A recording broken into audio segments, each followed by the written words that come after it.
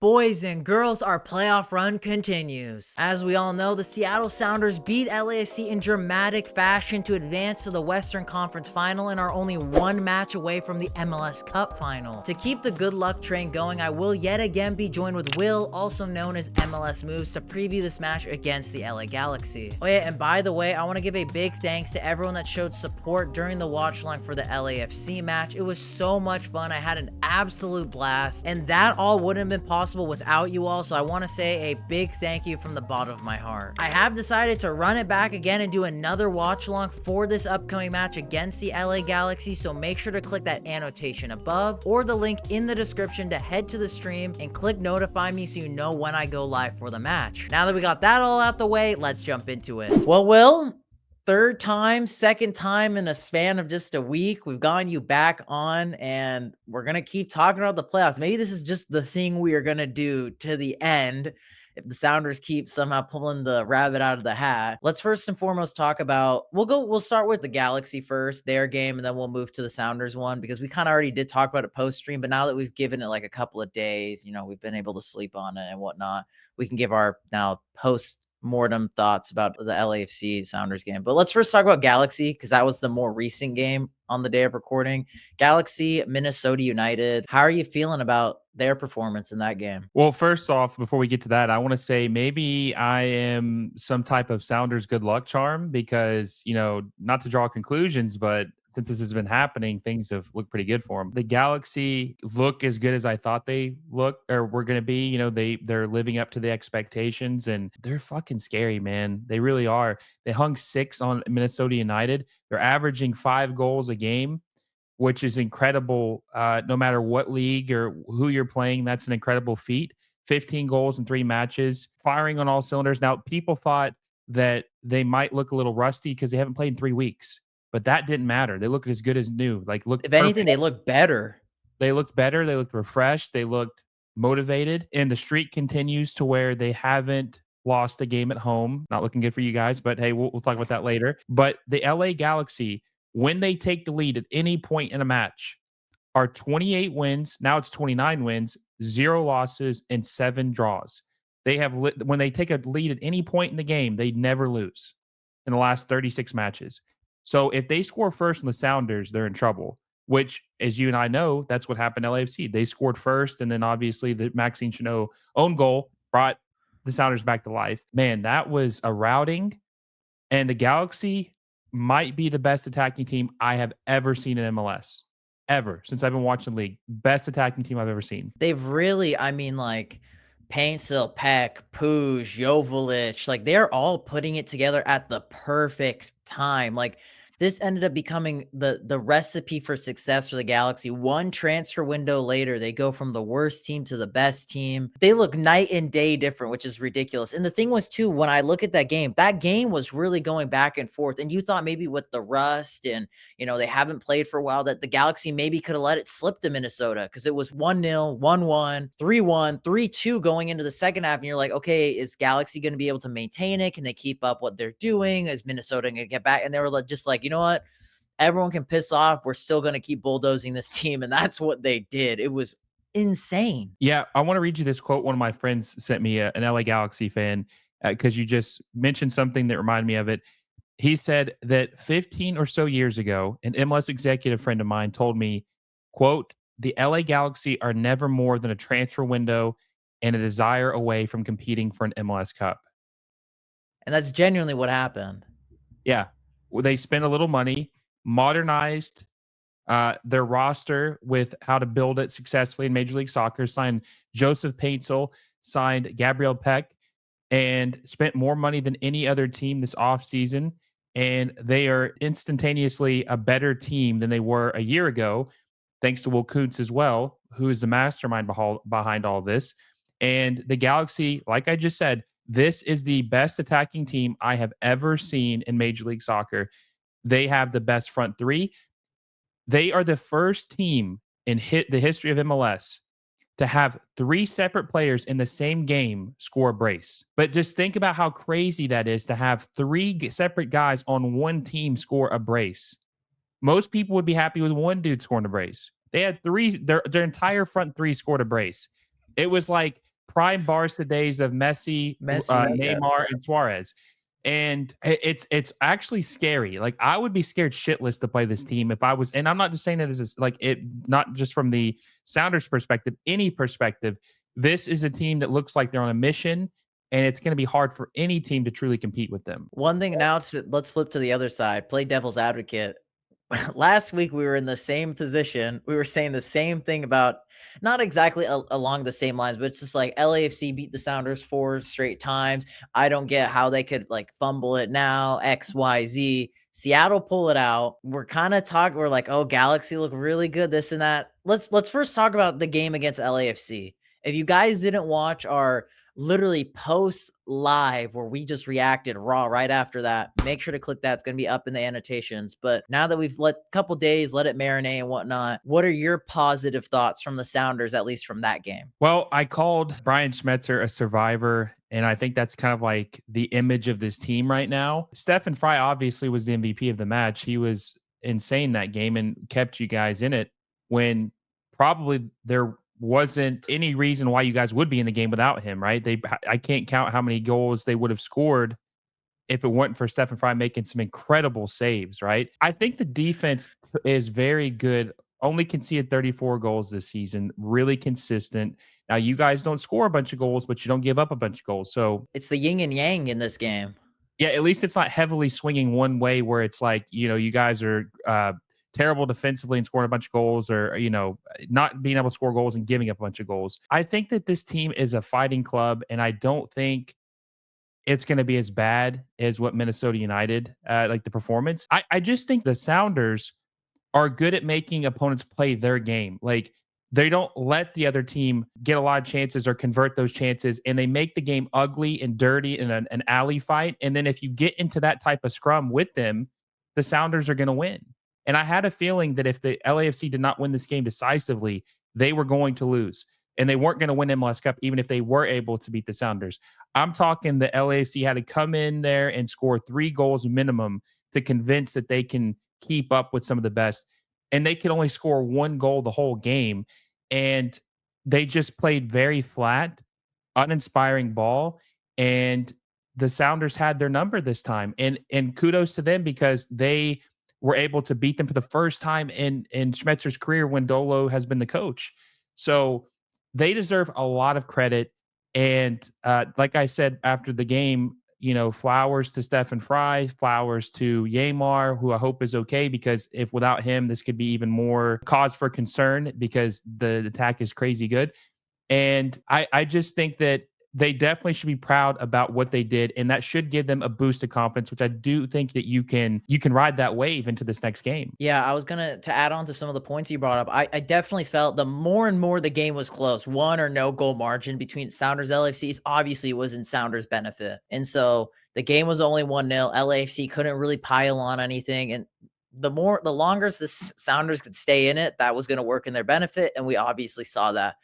Players you already mentioned, Fry, Yeimar. Another player we didn't mention that everyone was grilling us in the comments about, and I just purely think is because me and Will were already recording for 3 hours prior to that, so we just didn't get a chance to mention it, was Obed Vargas, who I know Will, because if you're a USMNT fan, obviously you don't want to talk about Obed, so let's all do it on our behalf because I don't care about the whole Mexico-US rivalry. But Obed Vargas played out of his skin. That was definitely, I think, his first, like not first, because there's also the CCL final, but it was definitely one of his more midfield leadership roles. Can he take the pendulum from João Paulo? Can he be the next big leader in that midfield for the Sounders, take that mantle if he ends up staying? And I think he's another guy we forgot to mention. Definitely should have brought him up. But yes, I think definitely going into this game against the Galaxy, you have that little bit of belief that you did. I would honestly say Sounders fans and maybe even some of the players just maybe didn't even have going into that game, because I think most Sounders fans are like, well, we're playing LAFC. It's wraps.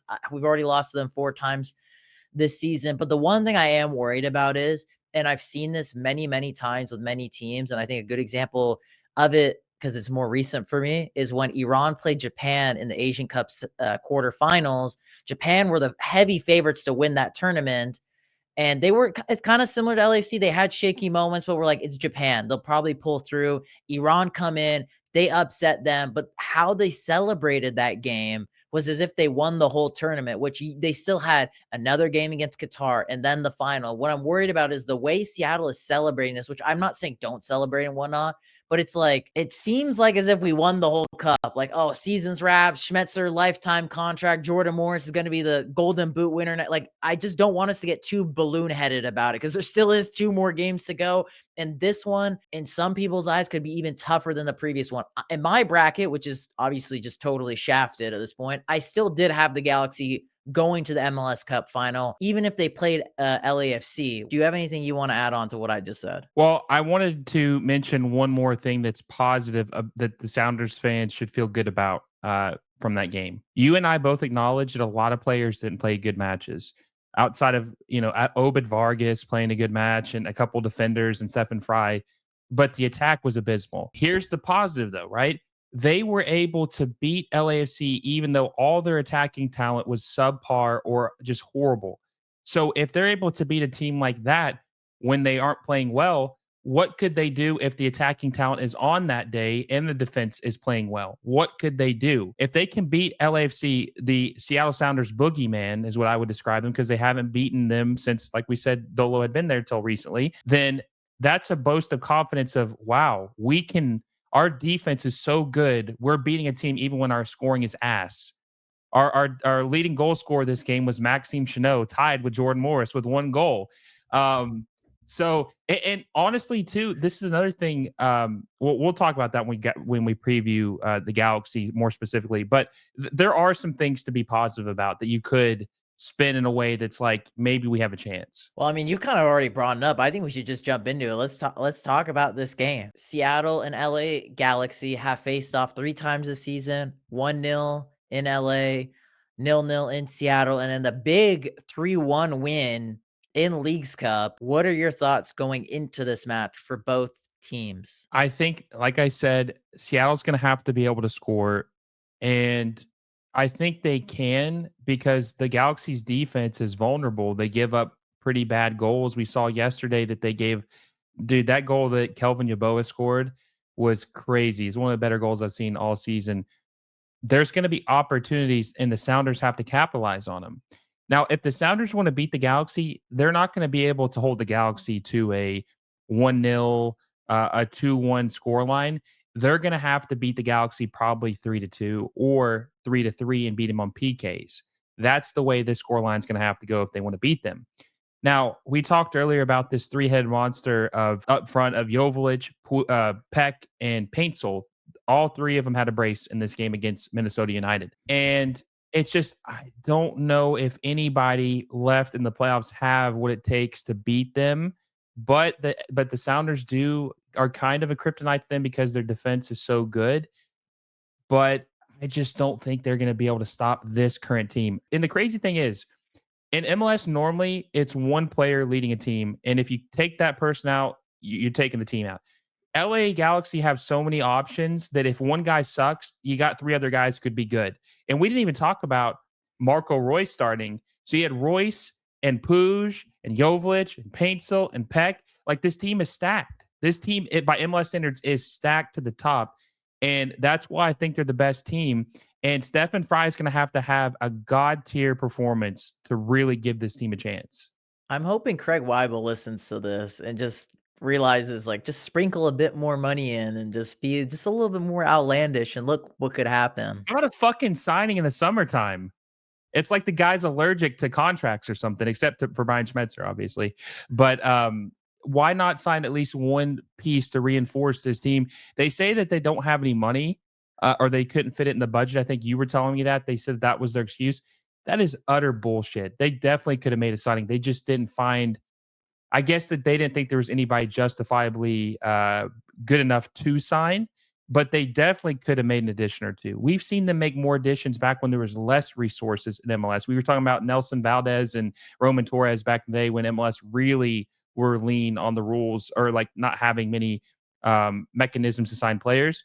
But yeah, it's crazy when you think about it that they're limping to the Western Conference Final. Hopefully, if they do lose, that they can see this as like, man, we were so close. Maybe if we add that 1 or 2 extra pieces, we can make another run and actually start competing for cups again. But again, that's a whole other discussion on the, like, another topic for another video. Do Seattle deploy again the 5-back formation? That's something I was going to ask you. It's risky because if the Galaxy are able to pierce their armor, if you want to call it that, then what does Seattle do then? They just conceding?